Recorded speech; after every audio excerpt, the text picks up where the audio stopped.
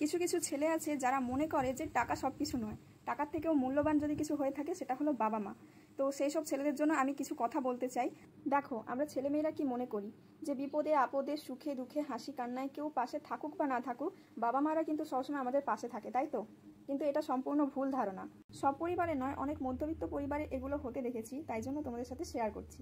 যখন একটা ছেলে ছোট থেকে বড় হয়, বড় হয়ে যখন লেখাপড়া করে, আর এই লেখাপড়া করতে করতেই তার যখন বয়স হয়ে যায় 20 থেকে 30-এর মধ্যে, তখন তার মাথায় অনেক টেনশন থাকে। এক হচ্ছে তার যে লক্ষ্যটা আছে, পড়াশুনো করে যে লক্ষ্যটা আছে, যে কাজ করবে সেটার একটা টেনশন থাকে, যে কি করে কি পাবো, কি করে কি সামলাবো সব কিছুটা। আরেক টেনশন থাকে পরিবারের চাপ, যে কাজে যা এখনো কি পড়াশুনো করছিস, কাজে যা। তারপরে আবার টেনশন থাকে বিয়ে করার থেকেও চাপ দেয়। তো এত কিছু নিয়ে ছেলেদেরকে সামলাতে হয়। ঠিক এই সিচুয়েশানে কিছু কিছু ছেলেদেরকে বাবা মায়ের কাছ থেকে এই কথাগুলো শুনে থাকতে হয়।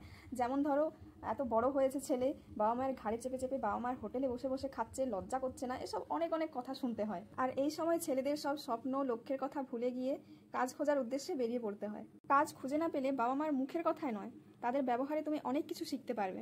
সংসারে টাকা না দিয়ে বাবা মার হোটেলে ফ্রিতে তুমি খাচ্ছ, ঠিক সেই সময় দেখবে সংসারে যে সব থেকে বেশি টাকা দেয় বা যে টাকা দেয় সংসারে দিতে পারে, তার পাতে দেখবে মাছের বড় পিসটা পড়বে।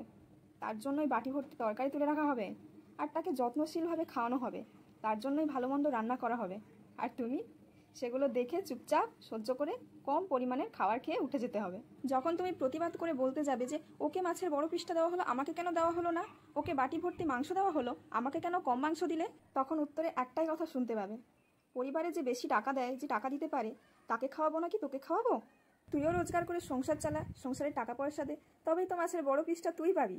ছেলে, তুমি তখনই বুঝতে পারবে টাকার মূল্য কতটা আর বাবা মার ভালোবাসার মূল্য কতটা। কথাগুলো শুনতে খারাপ লাগলেও এটাই বাস্তব।